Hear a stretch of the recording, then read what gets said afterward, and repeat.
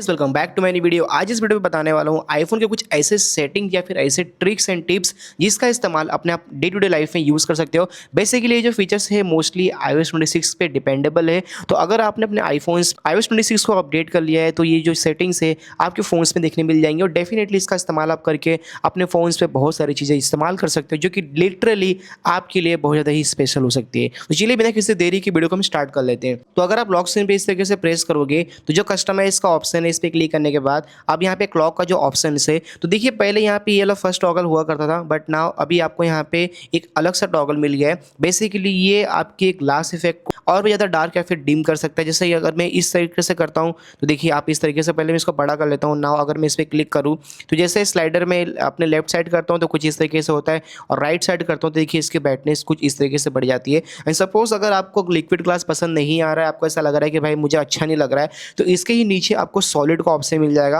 अगर सॉलिड पे आप क्लिक करोगे तो देखिए इस तरीके से अपने कलर्स में आ जाएगा जहाँ पे आप इसको कलर को भी चेंज कर सकते हो।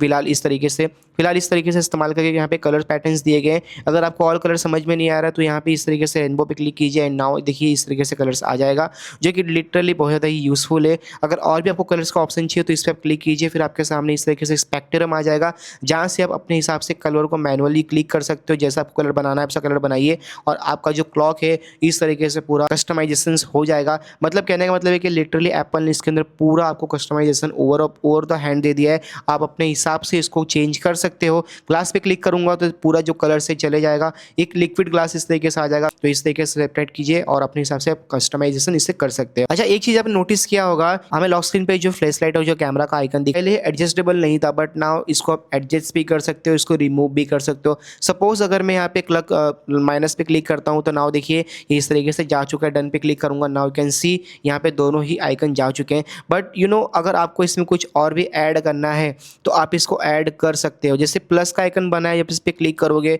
तो नाउ देखिए आपके सामने बहुत सारे ही कस्टमाइज का ऑप्शंस आ जाएंगे जिसके हिसाब से आप यहाँ पे जो चीज़ रखना चाहते हो वो चीज़ रख सकते हो। ठीक है, फॉर एग्जांपल अगर मैं यहाँ पे मोबाइल डेटा रख दूँ और प्लस पे क्लिक करके नाउ यहाँ पे मैं अगर कुछ और भी रखना चाहता हूँ जैसे डार्क मोड रखना चाहता हूँ तो आप यहाँ पे डन पे क्लिक करूँगा तो देखिए मोबाइल डेटा डार्क मोड आ चुका है जो कि मोबाइल डेटा यहाँ पे मेरा नेट है वो यहाँ पे ऑन किया गया है। तो इस तरीके से आप यहीं से अब इसको कस्टमाइज कर सकते हो और इसका इस्तेमाल आप करके लिटरली कूल बन सकते हो। अच्छा, दो चीज़ यहाँ पे और भी एप्पल ने रिलीज़ किया था। जैसे देखिए यहाँ पे जो ये आइकन्स दिखाई दे रहे हैं आपको इस तरीके से छोटे आइकन दिखाई दे रहे हैं, राइट। अगर मैं यहाँ पे कहीं पे जो होम स्क्रीन का जो कोना होता है अगर मैं क्लिक करूँ ना, अगर यहाँ पे एडिट का ऑप्शन पे जाऊँ, इस पे जाने के बाद आप एक चीज़ नोटिस करना कि कुछ इस तरीके से स्पीड इसकी फास्ट हो चुकी है और ये बाउंसी इफेक्ट में आ रहा है। अगर मैं यहाँ पे क्लिक करता हूँ अगेन एंड नाउ देखिए इस तरीके से बाउंसी इफेक्ट आ रहा है जो कि लिटरली देखने में बहुत ज़्यादा सुंदर लग रहा है। अच्छा, बात कर रहे थे यहाँ पे हम कस्टमाइजेशन एप्लीकेशंस की। तो कस्टमाइज पे जैसे आप क्लिक करोगे तो बहुत सारे ऑप्शंस आ जाएंगे। टिंटेड, अब टिंटेड बेसिकली यहाँ पे जैसे मैंने बताया था कि जैसे आप टाइम को चेंज कर सकते हो, सारे एप्लीकेशन के लेआउट को भी चेंज कर सकते हो। वहाँ पे मल्टीपल कलर्स का ऑप्शंस मिल जाएंगे जहाँ पे आप कलर्स इसको चेंज कर सकते हो। लिटरली बहुत ज़्यादा ही यूनिक है। और एक चीज़ अगर आप करना चाहते हो तो जो फोटो का आइकन दिखाई दे रहा है अगर आप इस पर क्लिक करोगे तो इस तरीके से जैसा आप आइकन रखना चाहते हो वो आइकन रख सकते हो अपने ही स्पेशल आइकन से, या फिर जो भी आपके आइकन से जैसे व्हाट्सअप हो गया, सफारी, उसको उसके कलर को भी आप चेंज कर सकते हो। ऊपर वाले करोगे तो अंदर के चेंज हो जाएंगे और यहाँ पे पूरा फोल्डर ही चेंज हो जाएगा।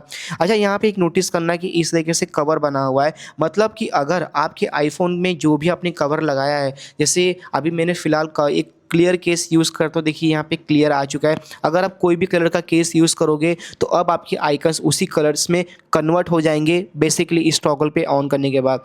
ठीक है, अगर आपको ये चीज़ नहीं पसंद आ रहा है, आपको लग रहा है कि बहुत ज़्यादा अजीब लग रहा है, मतलब किसी किसी को नहीं पसंद आता है मे बी, तो यहाँ पे जो डार्क वाला ऑप्शन दिख रहा है आप इस पर क्लिक करोगे तो इस तरीके से आपके कलर्स यहाँ पे कस्टमाइजेशन हो जाएंगे सारे एप्लीकेशंस में एंड लिटरली ये बहुत ज़्यादा ही कूल लगता है। और एक चीज़ नोटिस करना, यहाँ पे छोटा सा इस तरीके से एक छोटा स्क्वायर बड़ा स्क्वायर बना हुआ है। तो बेसिक ये काम क्या करता है, जैसे मैं अगर इस पर क्लिक करता हूँ तो देखिए मेरे आइकन्स इस तरीके से बड़े हो चुके हैं और जो नाम थे वो ऑटोमेटिक हट चुके हैं। अगर आपको वापस से इसको करना है तो आप इस पर क्लिक करें एंड नाउ देखिए इस तरीके से चेंज हो जाएंगे, नाम भी दिखने लग जाएगा।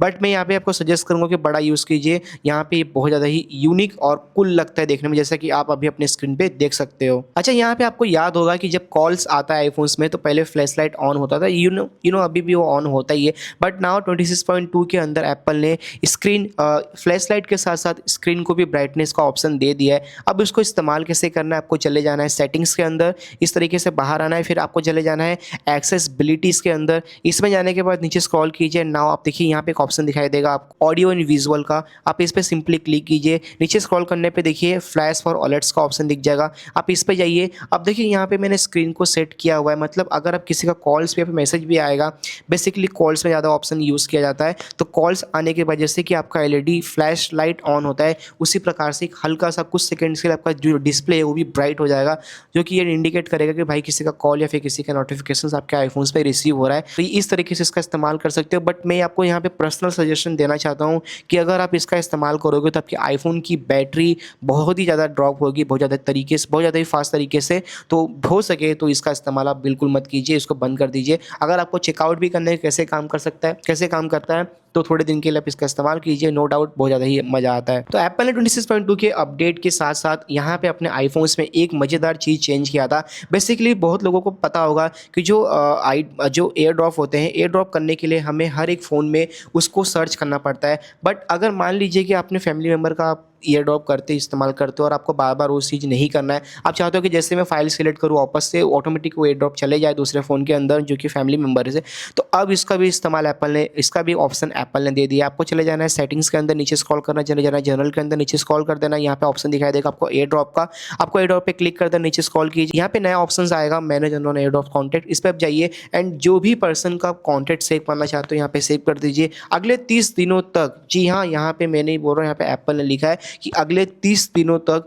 ये सेम नाम आपको अपीयर होगा, मतलब आपके डिस्प्ले पे शो होगा, जिसको आप सिलेक्ट करके कोई भी फाइल्स, कोई भी डेटा उसको भेज सकते हो without any delay, without any lag. तो ये चीज़ एप्पल ने 26.2 के अंदर ही इंस्टॉल किया था। अगर आपके आईफोन्स में नहीं शो हो रहा होगा तो पहले चेकआउट कीजिए कि आपका एप्पल 26.2 में अपडेट है या फिर नहीं आपका आईफोन्स, तो उसके बाद ही जाके ये चीज़ें काम करेगी। और लिटरली बहुत ज़्यादा यूजफुल चीज़ें हैं। एंड नाउ अगर मैं एक चीज़ इसमें ऐड ऑन करना चाहूँ तो देखिए यहाँ पे आउट ऑफ द रेंज आपको दिखेगा, जो कि यूज़ मोबाइल डेटा बेसिकली यहाँ पे मैंने बंद किया है। तो ये बेसिकली काम क्या करता है कि मान लीजिए आप किसी से एयर ड्रॉप कर रहे हो वाईफाई के थ्रू कनेक्ट होकर, बट अगर आप कहीं दूर चले गए हो तो अब आप क्या करोगे, क्योंकि आप तो सेम वाईफाई पे कनेक्ट नहीं हो, तो उस केस में अगर आपने मोबाइल का डेटा ऑन करके रखा हुआ है, अगर उस पर्सन से आप दूर भी हो, इवन आप डेटा ट्रांसफ़र कर सकते हो अपने मोबाइल नेटवर्क के थ्रू या फिर मोबाइल बोल सकते हो डेटा के थ्रू।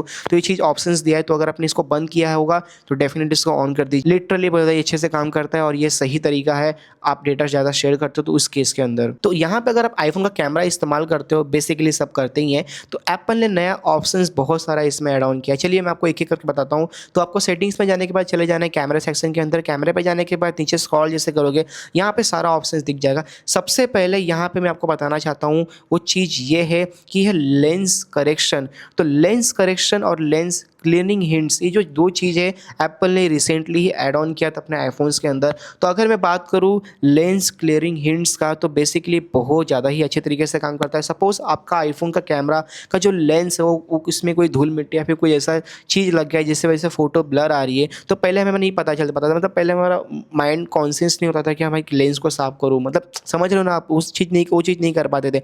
बट नाउ अभी आपका एप्पल बता देगा अगर आपका लेंस गंदा है या फिर उस पर धूल मिट्टी जमी पड़ी है, तो फोटो गंदा आने से पहले आपका जो सिस्टम से वो बता देगा कि अपने लेंस को क्लीन कीजिए ताकि आप नया फोटो अच्छे तरीके से ले पाएं। तो ये चीज़ आप इसका इस्तेमाल जरूर कीजिए, डेफिनेटली बहुत ज़्यादा यूजफुल है। उसी के साथ यहाँ पे नीचे ऑप्शन है lock screen swipe to open camera, तो ये बहुत ज़्यादा ही एडवांस है। जैसे अगर मैं इस तरीके से लॉक स्क्रीन पे आता हूँ राइट, और यहाँ पे अगर मैं कैमरा इस तरीके से स्वाइप करूँ, देखिए कैमरा यहाँ पे ओपन हो चुका है, जो कि बहुत सारे लोगों को पता है कि एप्पल का ये सिस्टम बहुत सालों से है।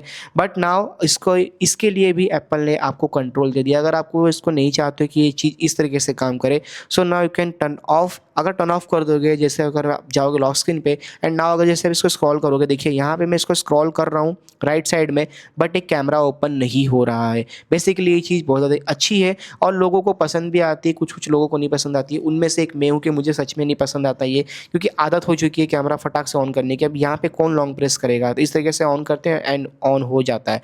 तो ये चीज़ ऑप्शनल है, अगर आपको लगता है कि भाई आपको बंद करना है तो बंद कर सकते हो, अगर आपको लगता है कि नहीं तो चालू कर सकते हो, डिपेंडेबल आपके ऊपर करता है, तो इसका इस्तेमाल अपने अकॉर्डिंग आप इसको कीजिए। और यहाँ पे चीज़ बताना चाहता हूँ, अगर अपने आईफोन से आप वीडियो रिकॉर्डिंग ज़्यादा करते हो या फिर आप एक ब्लॉगर हो या फिर यूट्यूबर हो या फिर एक रील्स बनाते हो, तो यहाँ पे आपको रिकॉर्ड साउंड पे जाना है एंड नाउ देखिए यहाँ पे आपको सबसे पहले मोनो का ऑप्शन दिखेगा या फिर स्टीरियो का ऑप्शन दिखेगा। तो अपने आप फ़ोन को स्टीरियो पे क्लिक कीजिए, फिर जो सेटिंग्स है स्टीरियो पे आइए, क्योंकि यहाँ पे स्टीरियो पे क्लिक करने के बाद दोनों माइक ऑन हो जाते हैं एंड नाउ अगर आप वीडियो रिकॉर्ड करते हो तो कुछ हद तक नॉइज़ कैंसलेशन भी इसका इस्तेमाल होता है और आपके वीडियोज़ में अच्छी आवाज़ रिकॉर्ड होती है और क्लियर आवाज़ रिकॉर्ड होती है।